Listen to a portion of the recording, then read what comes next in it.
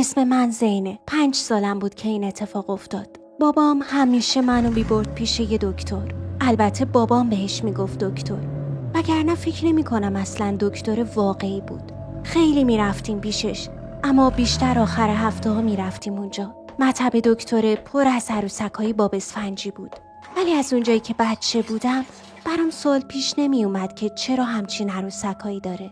دکتر یه مرد سیاه پوست قد بلند بود که همیشه کت و شلوار می پوشید. هر وقت می رفتیم پیشش اوضاع همون بود. یعنی خونمو می گرفت و حدود 7-8 باری به هم آمپول می زد و واسه بعضیاش حتی دست و پاهامو می بست. معمولا بابا و عمو منو می بردن اونجا. مامانم هیچ وقت با همون نمی اومد. اتاق انتظار اون به اصطلاح دکتره خیلی عجیب و ترسناک بود. همیشه نور کم و دلگیری داشت. اصلاً بهتر بخوام بگم اونجا بیشتر شبیه یه زندان واقعی بود.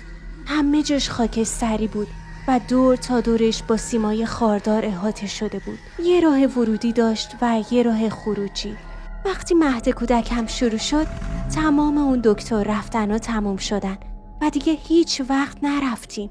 بابام دیگه اون مردو به عنوان دکترم قبول نداشت، چون دیگه منو میبرد پیش یه دکتر دیگه که یه پیرمرد بود. تا همین امروزم بابام، عموم و مامانم که از همه این اتفاقا آگاه بودن اون مکانو اصلاً به یاد نمیارن. 1000 بار براشون توضیح دادم، با جزئیات براشون تعریف کردم. دارم دیوونه میشم که تنها کسی که یادش میاد فقط خودمم. متاسفانه از اونجا که خیلی بچه بودم اسمشونو درست یادم نیست. یعنی چرا منو میبردن اونجا؟ شما هم خاطره عجیبی از کودکیتون دارید؟